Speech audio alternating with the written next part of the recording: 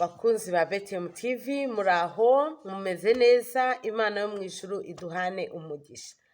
Rero kugira ngo tuze gukomezanya no kuri burebe video yabanje kugira ngo tuze gukomezanya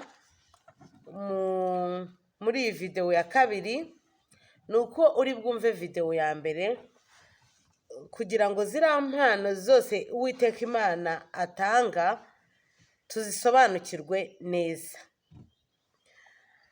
Mbere yo kugira ngo nongere gukomeza, reka twongere turirimbane indirimbo nkunda kuririmba. Reka turirimbe ijana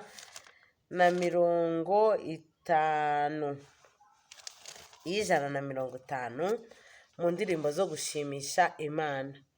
Nishimiye ko data wa twese yandikishije iby'urukundo rwe mu byiza Imana yavuze byose, nta kiruta iki ko Yesu ankunda. Nishimiye ko Yesu ankunda, arankunda. Nishimiye ko Yesu ankunda nubwo ntakwiriye, kandi iyo nyobye nkamushavuza ntareka kunkunda ntakwiriye, kandi kinsubizaho Yesu ari cyane n'ukwibuka urukundo rwe. Nishimiye ko Yesu ankunda, yo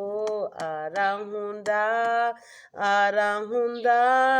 Nishimiye ko Yesu ankunda nubwo ntakwiriye. Nindeba ubwiza bwe bwo mu ijuru, nzajya ndirimba iteka ryose. Nzajya mubaza ndirimba nti Yesu ni iki cyakunkundishije. Nishimiye ko Yesu ankunda, arankunda. Nishimiye ko Yesu ankunda nubwo ntakwiriye, kandi urukundo nirwo rwazanye Yesu kunshunguza urupfu rubi. Kuko arankunda ndabizi neza, nanjye ndamukunda ndamushima. Nishimiye ko Yesu ankunda, arankunda. Nishimiye ko Yesu ankunda nubwo ntakwiriye. Data wa twese uri mu ijuru, se w'imfubyi, se w'abapfakazi, Yesu Kristo wowe uri mu ijuru, Yesu Kristo wigize umuntu, Yesu Kristo waremye ibitubona, ntago nananirwa gushima izina ryawe, ntago nananirwa kukwinginga ngo umanuke ubane nanjye, umanuke ukomeze kunganiriza no kumvugisha, ndetse n'abakunzi ba BTM TV bakomeza banyumva, habeho guhindurwa nawe. Yesu rero ndagukunda, ndagushaka, ndagukeneye, nkeneye kugendana nawe, nkeneye kuvugana nawe, nkeneye kunkoraho ukantacinga, nkeneye kumfata ukuboko ntunde kure, nkeneye kumbera umuyobozi, nkeneye kumbera byose, nkeneye kunyitaho kandi ukangirira neza, nkeneye ko unganiriza isaha ku isaha, umunota ku munota, ndetse sinibagirwe kandi singe kure y'ubwiza bwawe. Ngakomeza kubana nanjye no kungirira neza, komeze kunyitaho no kunyigaragariza, byose ni mu izina rya Yesu Kristo urakoze, amen. Yesu ashimwe kandi Yesu ahimbazwe. Impamvu mvuga iby'iyi ndirimbo ngo nishimiye ko data wa twese yandikishije iby'urukundo rwe mu byiza Imana yavuze byose, nta kiruta iki ko Yesu ankunda. Ni ukuri kumenya Yesu ni ubuntu. Hari abantu batazi Yesu. Kumenya Yesu ni ubuntu. Kumenya Yesu ni ubuntu bw'Imana. Kumenya Yesu ni ubuntu bw'Imana. Kumenya Yesu ni ubuntu bw'Imana. Impamvu rero mbishimira Yesu ko mushimira ko namumenye, ni uko kumenya ko ari Imana ni ubuntu bw'Imana. Ibyo mbisoma wenda ako kantu nkabigisheho, mbisoma muri Yohana igice cya mbere. Iri jambo ndarikunda, mujye mureka mbibabwire. Iri jambo ndarikunda, mujye mureka ndibigishe. Ngo mbere na mbere hariho jambo. Muzi ko isi iremwa n'ijuru yakoresheje ijambo, kandi n'akanwa kacu iyo dukoresheje ijambo biraba. Mbere na mbere hariho jambo, jambo yahoranye n'Imana, kandi jambo yari Imana. Yesu ni Imana. Yesu Kristo ni Imana. Yesu Kristo wadupfiriye ku musaraba i Gologota ni Imana. Yesu Kristo ni Imana. Yesu Kristo ni Imana. Tubimenye, uwo yahoranye n'Imana mbere na mbere, ibintu byose niwe wabiremye, ndetse mu byaremwe byose uryumve, nta na kimwe kitaremwe nawe. Muri we harimo ubugingo, kandi ubwo bugingo bwari umucyo w'abantu. Uwo mucyo uvira mu mwijima. Yesu Kristo niwe waje ku isi. Umwijima tuwugereranya n'ab'isi bari bari mu mwijima, ariko umwijima ntiwawumenya. Hariho umuntu watumwe n'Imana witwaga Yohana. Yohana muzi ko ariwe wahanuye ibya Yesu. Uwo yazanywe no guhamya iby'uwo mucyo, ngo atume bose bizera. Icyakora uwo si we mucyo, ahubwo niwe wahamije iby'uwo mucyo. Uwo mucyo niwe mucyo nyakuri, kandi ubwo nibwo yatangiraga kuza mu isi ngo amurikire umuntu wese. Yari mu isi ndetse niwe wayiremye, nyamara ab'isi ntibamumenye. Yari mu isi mbabaro byumve, kandi niwe wayiremye, ariko ab'isi ntibigeze bamumenya. Yesu Kristo rero ndakubwiza ukuri, ni Imana. Niwe waremye. Imana gusa yigize umuntu, yambara kamere muntu kugira ngo itumenyeshe iby'ijuru. Noneho itumenyeshe iby'ijuru. Yesu rero ni Imana. Ni Imana kuri njye, niwe nsenga, niwe nambaza, niwe muremyi w'ijuru n'isi, niwe waremye isi n'ijuru, niwe muremyi w'ijuru n'isi. Imana ihabwe icyubahiro. Nimuzajya mwumva mvuga Yesu, musenga mvuga ngo Yesu Kristo ndagusabye, njye niwe nsaba kuko niwe Mana, kandi nta kindi gitandukanya izindi mana. Hari imana nyinshi, abantu bose ikigirwamana cyabo akita Imana ye, ariko Imana y'umuremyi w'ijuru n'isi, Imana Uwiteka, Imana Jehova, Imana itandukanye n'izindi mana, ni Yesu Kristo. Niyo mpamvu dusenga mu izina rya Yesu Kristo, kugira ngo tubashe gutandukanya Imana y'ukuri n'izindi mana. N'abaterekera ntekereza ko imana zabo bazita Imana, ariko Imana itandukanye n'izindi mana, Imana umuremyi w'ijuru n'isi waremye ibitubone, bitubonesha amaso yacu, ni Yesu Kristo. Waremye urushishi, akarema inyamaswa n'ibiti n'amazi, akahanika ikirere, akarema isi n'ubutaka, uwo ni Yesu Kristo. Yesu rero ushimwe ko nakumenye, ushimwe ko nakumenye, kandi kuva nakumenya nzakubwira n'abandi.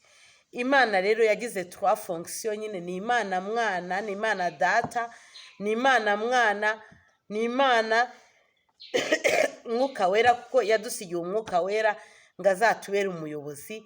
Igihe yamaze kuzuka, nyuma y'umunsi wa gatatu amaze kuzuka, yasize Imana ngo izatubere umuyobozi. Rero muri video ibanza nabasobanuye impano z'Umwuka Wera. Izo mpano nabwiye ko ari impano 14 zanditse mu Bakorinto. Nimba ushaka kubimenya neza, uzasome Abakorinto igice cya 12, igice cya 11, cyo nacyo naragisomye. Wenda kambwire we abantu gato bajya babona nje imbere y'Imana napfutse umutwe. Impamvu biri mu Bakorinto igice cya 11.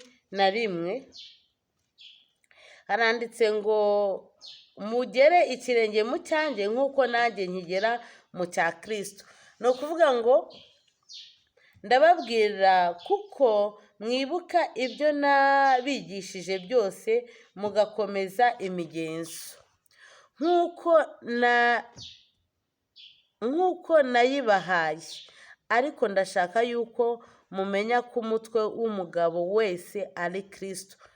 Ni ukuri umugabo wese ahari, aho yicaye, umutwe we, ubwenge bwe, umutwe ubamo ubwonko bwe bugereranywa na Kristo. Kristo ibyo yakoze mu isi nibyo umugabo wese yagakwiye gukora. Umugabo wese yagakwiye kugera ikirenge mu cya Yesu. Ariko ndashaka yuko mumenya ko umutwe w'umugabo wese ari Kristo. Ni ukuvuga ngo ibyo Kristo yifuzaga ku bantu, umugabo wese yagakwiye kubikora, kandi ko umutwe w'umugore ari umugabo we, kandi ko umutwe w'umugore ni umugabo. Ni ukuvuga ngo uko umugabo wawe atekereza, uko umugabo wawe ameze, niko n'umugore mu bwonko bwe yaba hameze. Umugabo wese iyo asenga cyangwa ahanura, umutwe we utwikiriwe aba akojeje isoni umutwe we. Bivuga ko kujya imbere y'Imana uri umugabo, ntabwo wagakwiye kujya imbere y'Imana wapfutse umutwe wawe uri umugabo. Uburyo bwose wawupfukamo, ushaka kuwupfukisha ingofero, ushaka kuwupfukisha igitambaro, ntabwo wagakwiye kujya imbere y'Imana, aba akojeje isoni umutwe we. Ariko umugore wese iyo asenga cyangwa ahanura adatwikiriye umutwe we, aba awukojeje isoni, kuko ari bimwe rwose no kwimyoza. Ikintu Uwiteka Imana yanga ku mugore ni ukogosha ukamaraho. Kandi nanone nimba ugiye imbere y'Imana ugiye gusenga, niyo mpamvu ubona akenshi nk'abadeperi iyo biyirije bariho bahamagara Imana mu isengesho, batwikira umutwe wabo. Urumva, niba umugore adatwikiriye umutwe, yikemuze. Ariko niba ari ibiteye isoni ko umugore yikemuza cyangwa yimyoza, ajya atwikira umutwe. Tuvuge nimba ufite umusatsi mwinshi warawuteretse, ukajya imbere y'Imana, hari icyo ugiye kuganira n'Imana, wenda wawugabanyaho ukaba mukeya, ukawugabanya nyine ukaba mukeya. Tuvuge ni urugero, natanga nk'urugero rw'umupasiteri ufite umusatsi, hari abantu bagira agasatsi karinganiye gakeya, cyangwa se yaba afite mwinshi yarawuteretse, agawuhisha, agatwikira, kugira ngo abashe guhanura. Kuko abagore Imana yaturemeye ngo umugore ntakwiriye gutwikira umutwe kuko ari ishusho y'Imana, ngo umugabo ntakwiriye gutwikira umutwe kuko ari ishusho y'Imana n'ubwiza bwayo. Urumva ko abagabo badakwiye gutwikira umutwe, ariko umugore ni ubwiza bw'umugabo we. Hari aho nasomye yuko n'umusatsi bawugereranya n'igitambaro. Umusatsi nyine nawe bawugereranya nuko watwikira umutwe. Wenda umuntu uzumva rino somo ariziho cyane ku buryo naryumva nkarisobanukirwa, nawe azansapotinge. Hari naho nasomye ko ngo nujya imbere y'Imana, ariko ku mugore iyo utwikiriye umutwe, ngo niba umugore adatwikira umutwe yikemuza. Ariko niba ari ibiteye isoni ko umugore yikemuza cyangwa yimyoza, ajya atwikira umutwe. Umugabo ntakwiriye gutwikira umutwe kuko ari ishusho y'Imana n'ubwiza bwayo, ariko umugore ni ubwiza bw'umugabo we. Kuko umugabo atakomotse ku mugore, ahubwo umugore ari we wakomotse ku mugabo. Murabizi ko habanze kuremwa Adamu, bamukuramo urubavu, barema Eva, tubisoma mu Itangiriro. Kandi umugabo ntiyaremwe ku bw'umugore, ahubwo umugore niwe waremye ku bw'umugabo. Nicyo gituma umugore akwiriye kwambara ku mutwe, iyo twatwikiriye umutwe wacu, ikimenyetso cyo gutwarwa kubw'abamarayika. Ni ukuvuga ngo abamarayika, kwikwiza k'umugore, yaba ku mutwe, yaba amaboko, yaba amaguru, ni ikimenyetso cyo gutwarwa ku bamarayika. Ni ukuvuga ngo abamarayika baramanuka bakaguha umugisha, bakabona yuko utigeze ukoza Imana isoni. Wenda umuntu ubisobanukiweho cyane uko nanjye ndimo kwiga yatera muri komenti. Ariko mu mwami wacu umugore ntabaho hatariho umugabo, niko umugabo atabaho hatariho umugore. Nk'uko umugore yakomotse ku mugabo, niko n'umugabo abyarwa n'umugore, ariko byose bikomoka ku Mana. Amen. Ntabwo ari iki cyigishwa nari ngambiriye uyu munsi kuvugaho. Ndashaka kongera kuvuga kuri za mpano 14 z'Imana twasomye mu Bakorinto ibice 12 umurongo wa 7. Izo mpano wenda nakongera nkazibibutsa kuko nanjye naziteguye. Harimo impano y'ubwenge. Mureke bene data umuntu nkurikiye hano wese yongere yake izi mpano: ubwenge, kumenya, kwizera, gukiza indwara. Abo bantu bose bariho. Nubona hari umuntu ukiza indwara, ntuzabipinge ngo afite izindi mbaraga akorana nazo. Izi ni impano z'umwuka wera Imana iduha. Ariko izi mpano z'umwuka wera, nanjye Uwiteka ampe ikiganza, ampe imbaraga, ampe izi mpano zose ko ari 9, ampe impano y'ubwenge, ampe impano yo kumenya. Kumenya ni ukwiga. Kumenya ni impano yo kuvuga ngo iki kintu sinkizi, reka ngende nkige. Nk'ubu njyewe ndasaba impano yo kumenya Bibiliya. Imana inyigishe Bibiliya, inyigishe imenye ko Bibiliya hari igihe uyisoma ukumva ntubyumvishe neza. Ariko impano yo kumenya, kwizera, gukiza indwara, izi mpano zose Imana izime. Gukora ibitangaza, tuvuge nabona nk'umugore utabyara, ikiganza cyanjye nakimukozaho, ni mu izina rya Yesu Kristo ndasaba ko ubona urubyaro bigakunda, nkakora ibyo bitangaza. Impano yo guhanura Uwiteka yime, kurobanura imyuka, nkaba nabasha kumenya ngo uyu muntu umwuka akoresha uva ku Mana cyangwa se uva kwa Satani. Kuvuga indimi nyinshi no gusobanura indimi, izi mpano zose Imana izime. Izi mpano rero ko ari 9, impamvu Imana yaziduhaye ntabwo ari izo kugira ngo twirye twumve turi abantu b'ibitangaza, ngo ahubwo impamvu yaziduhaye turabisoma hano ku gice cya 14. Abakorinto ibice 14 umurongo wa 12, ngo nuko rero namwe ubwo mushimikira kurobanura impano z'umwuka, kubona impano z'umwuka, aba ari nako ariko murushaho gushishikariza kuzunguza itorero. Izi mpano ko ari 9 twifuza, nta muntu wavuga ngo izi mpano ntazishaka. Impano y'ubwenge, impano yo kurobanura imyuka, impano yo kwizera, ukagira kwizera gufatika kuzima. Ntugire kwizera ko kuvuga ngo kwizera guto.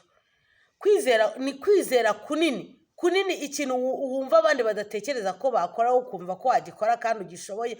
Uko kwizera ukagira kwizera kunini kuri big.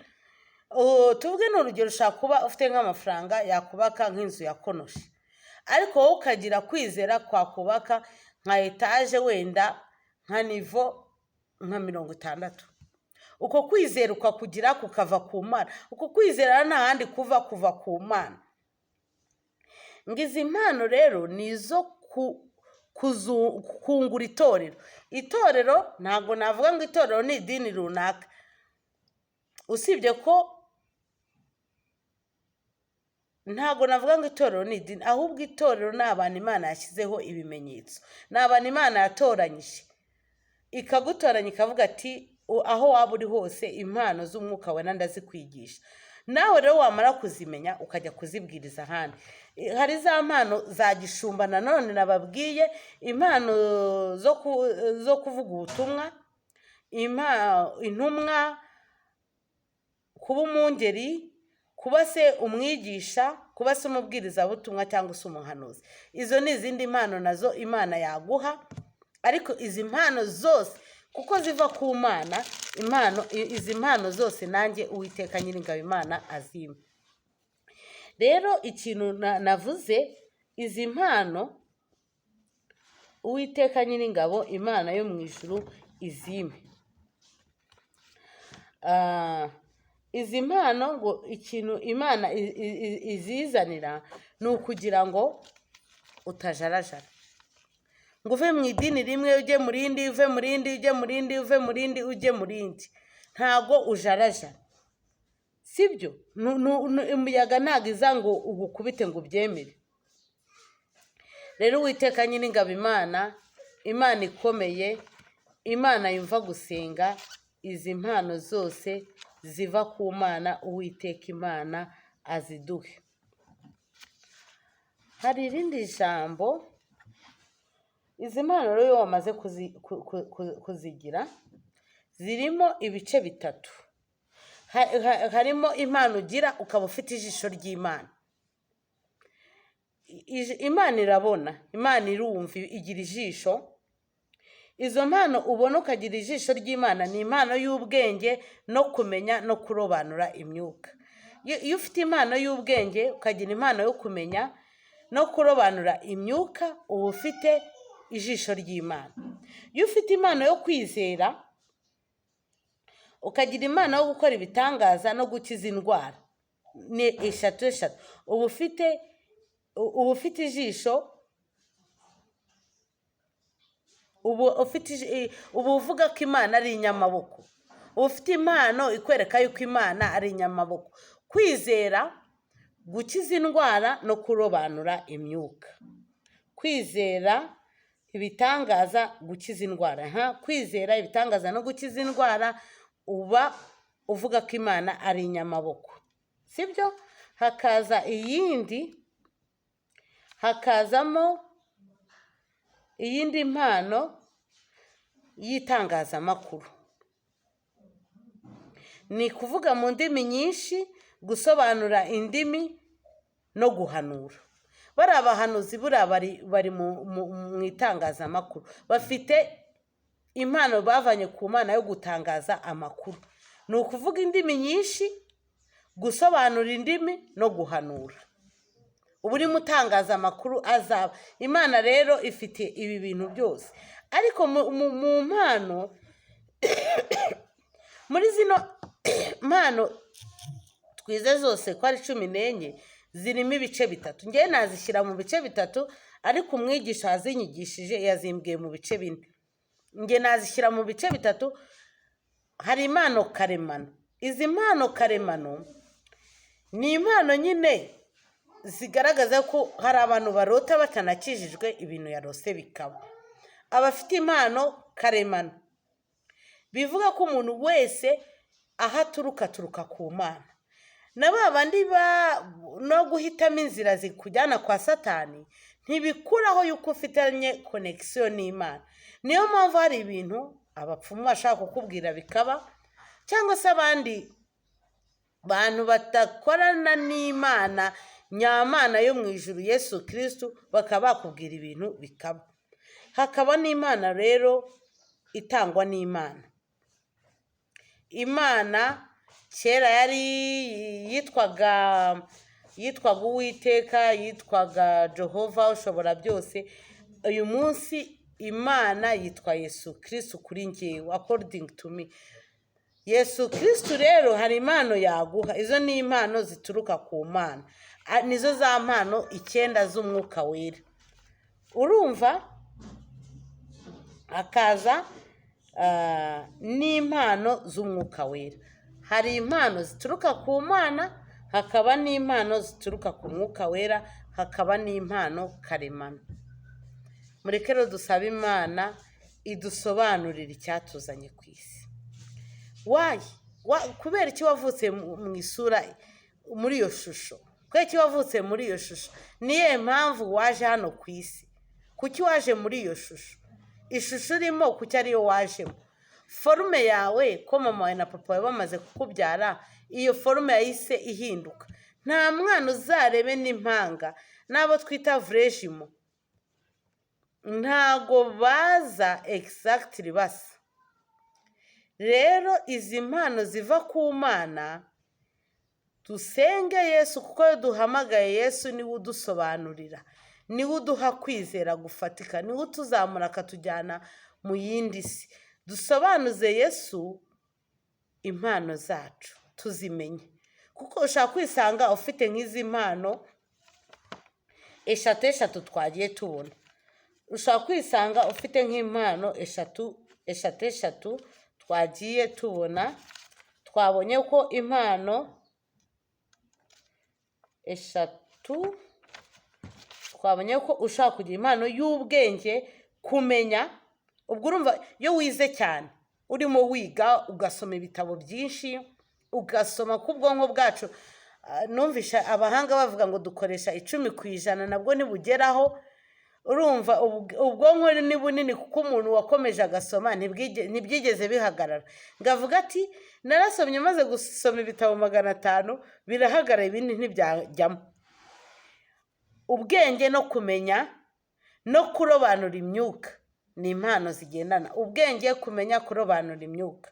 Ubwo ufite ijisho ry'Imana. Ariko Mana, umpa ijisho ryawe, umpa ijisho ryawe Yesu.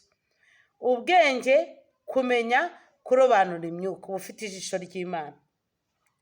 Kwizera ibitangaza, gukiza indwara, ukaba ufite amaboko y'Imana. Kwizera, impano yo kwizera, impano y'ibitangaza, impano yo gukiza indwara, ufite amaboko y'Imana. Mana, umpa amaboko yawe. Yesu Kristo wo mu ijuru, umpa amaboko yawe. Kwizera, gukiza indwara no kurobanura imyuka. Hakaza n'iriya mpano y'itangaza makuru,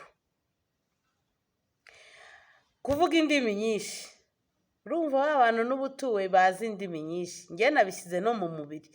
Bantu bazi Igifaransa, Icyongereza, Igiswahili, ukamenya Icyongereza, Igiswahili, Ikinyarwanda, Ikirusiya, Igishinwa.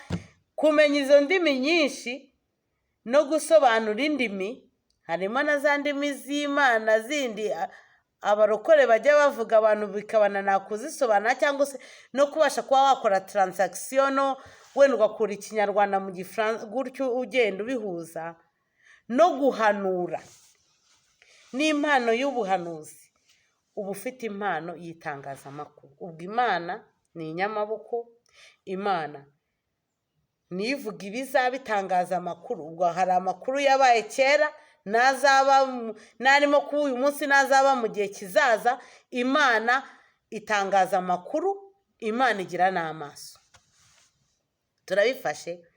Imana ifite amaso, Imana ni inyamaboko, Imana itangaza amakuru y'ibya kera, y'ibiriho ubu, ndetse n'ibizaza.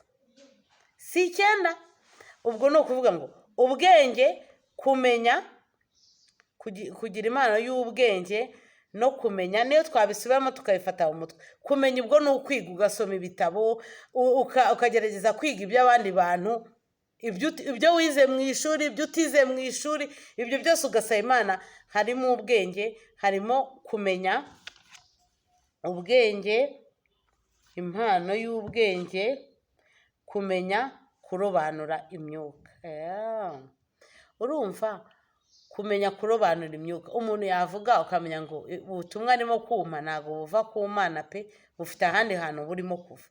Harimo kumenya, harimo ubwenge, ukamenya, ukarobanura n'imyuka. Ubwo na assessment ni ukubasha gusoma umuntu, ukamusoma.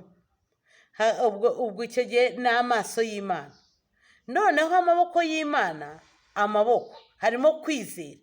Kwizera ni kwa kundi gukora ibintu wowe, ibintu bitoroshye, ibintu biri big, ibintu ukazamura kwizera, ukagira kwizera bikarenga kwizera.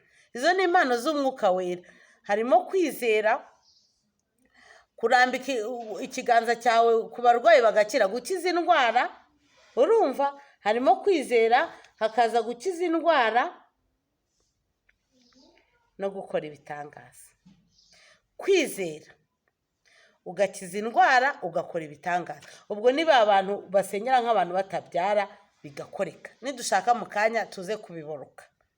Harimo kwizera, gukora ibitangaza. Urumva iyo wizeye ukora n'ibitangaza. Iyo ugize kwizera ugatekereza ibintu abandi batigeze batekereza, ugatekereza ibintu birebire biri big, ugatekereza kujya mu cyogajuru wenda ukajya gushaka indi mibumbe iriho abavumbuye nabo ibyo bavumbuye n'ibyo bataravumbura n'ibizavumburwa, ukagira kwizera ugakora ibitangaza ugakiza uburwayi, ubwo ubu ufite amaboko y'Imana. Itangazamakuru ry'Imana rero ni igihe uri umuhanuzi. Abahanuzi baba barimo batangaza amakuru y'Imana. Abahanuzi bakavuga pasite, bakavuga perezida na fitiri, baba batangaza amakuru y'Imana. Ubwo harimo ubuhanuzi, urumva harimo ubuhanuzi, hakabamo ntabwo watangaza amakuru utazi indimi nyinshi. Harimo indimi nyinshi. Iki cyigisho rero ndimo gutanga, wenda murabona ndimo no kurangaramo gake, imbere yanjye hari abahungu banjye. No kumenya indimi nyinshi zo ku isi, uba wamaze kujya mu itangazamakuru, uba wamaze kujya mu gusobanura indimi, hakaza no guhanura. Ubuhanuzi rero hari ubuva no kwa Satani, buri karemano n'abapfumu bakoresha n'iki, ariko ngenda ndashaka bwa buhanuzi buvuye ku Mana. Yesu rero izi mpano ko ari 9, uyu munsi ndazize neza ndazimenya. Hari impano y'ubwenge, ubwenge buturuka ku Mana. Hari impano yo kumenya, hakaba impano ubwenge, kumenya, ngamunyibutse n'iyindi ubwenge bwo gukiza. Hari ubwenge gukiza ni amaboko y'Imana. Hari no kurobanura imyuka, ubwo niyo bita psychology. Hari ubwenge, urumva, hakaza kumenya n'ibyo twiga mu ishuri cyangwa se tukanabyigisha.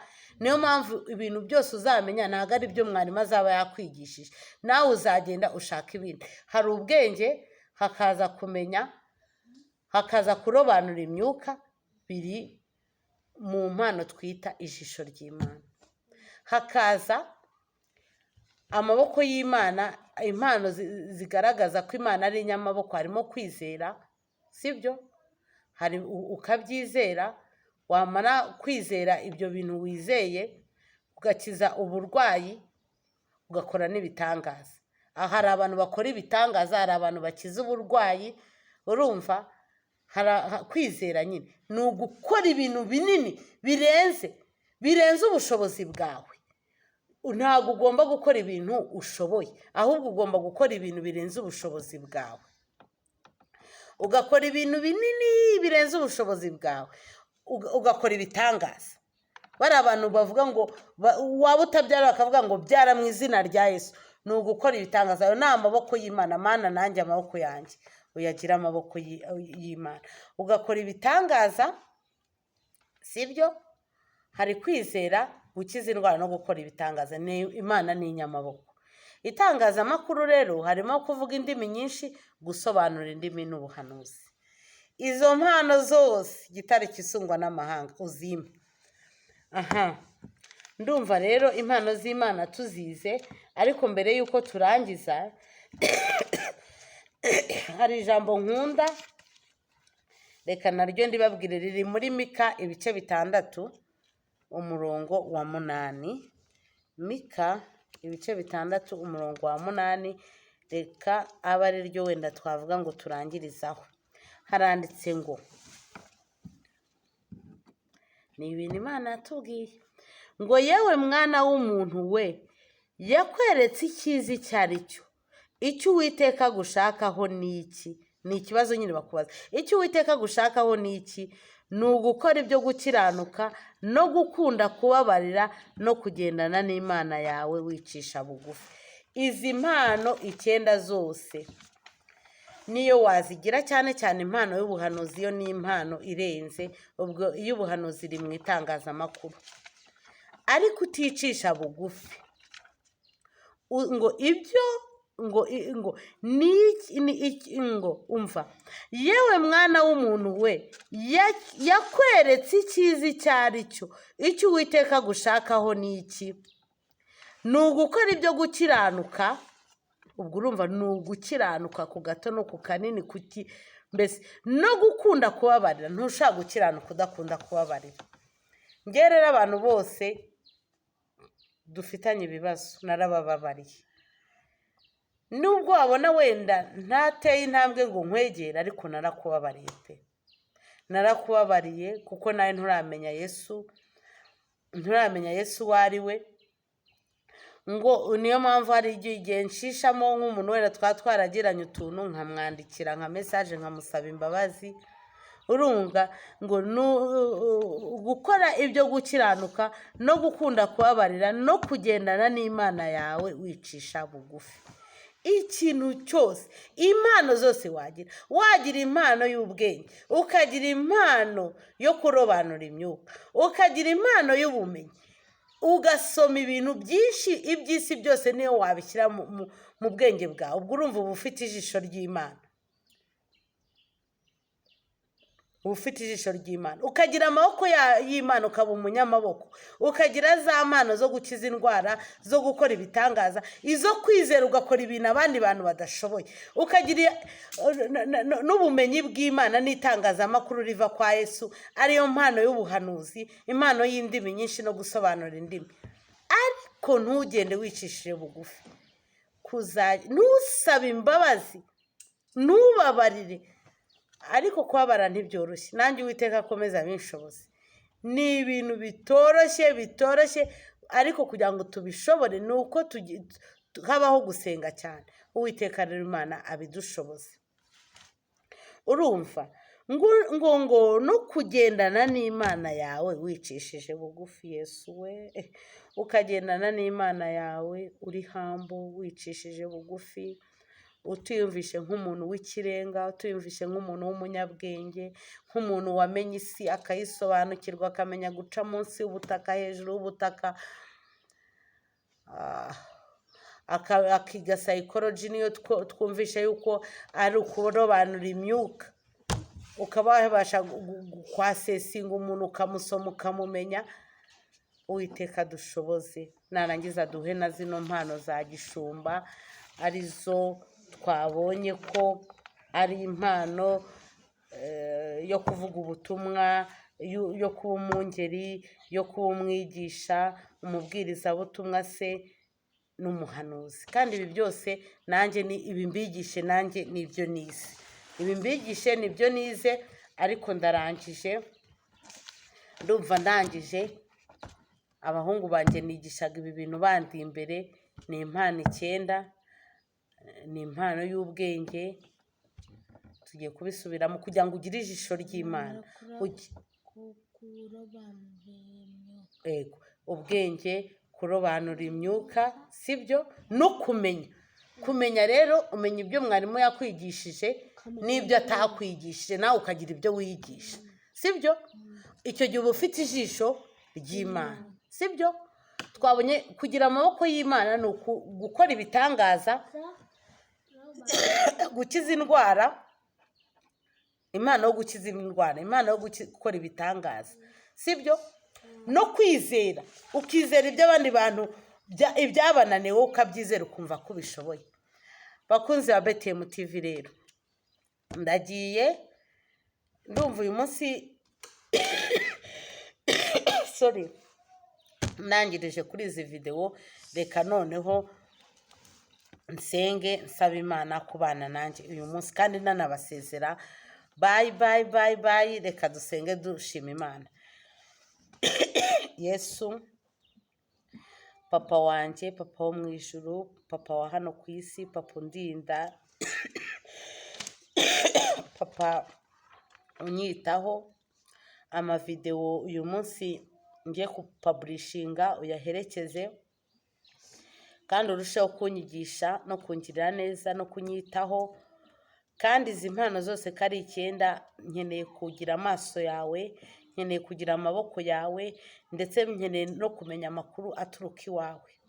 Kugira amaso yawe, kugira amaboko yawe n'amakuru aturutse iwawe, ari ayahise nyamenye abe ari ayo kunyigisha, ari ay'uyu munsi nyamenye abe ari ayo kunyigisha, ndetse n'azaza. Yesu, izo mpano icyenda zose uzimpundagazeho kuko urabishoboye, kuko nta na kimwe cyakunanira. Uzihundagaze ku bana banjye, uzihundagaze ku mutware wanjye, uzihundagaze ku bakurikira BTM TV bose, uzihundagaze kuri buri muntu wese uzumva iki kiganiro akagikurikira. Twabonye ko ari impano z'amaso y'Imana, harimo impano y'ubwenge, impano yo kumenya, ndetse no kurobanura imyuka. Icyo gihe ufite ishusho ry'Imana. Mana, nanjye ubimpe. Iyo ufite amaboko y'Imana ni igihe ufite impano y'ibitangaza, ukagira impano yo kwizera, ndetse ukagira n'impano yo gukiza indwara. Icyo gihe ufite amaboko y'Imana. Mana, nawe ngusabye kugira amaboko yawe, hakaza no kumenya amakuru avuye ku Mana, ariyo tangazamakuru riturutse ku Mana. Izo mpano zose ni impano duhabwa na Mwuka Wera. Ni igihe Yesu Kristo mfite impano y'ubuhanuzi, Yesu yimpe impano y'ubuhanuzi, ndetse umpe n'iriya mpano yo kuvuga indimi nyinshi no gusobanura indimi. Urakoze kubwira isomo nyigishe ryanditse mu Baroma ibice 12 umurongo wa 7, urishyire mu bwenge bwanjye, ndetse nzagire n'abandi nyigisha kandi ndusheho kurimenya. Kandi n'uwarinyigishije bita Uwambaje Emmanuel, umuhe umugisha, wongere umuhe umugisha, wongere umukoreshe, umugire umwigisha, akomeza atwigisha, ajya agenda aduha ubumenyi bufatika kandi bufite ingufu.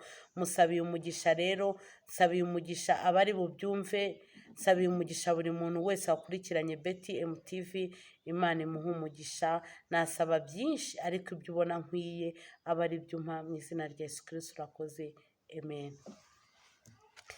Bye bye.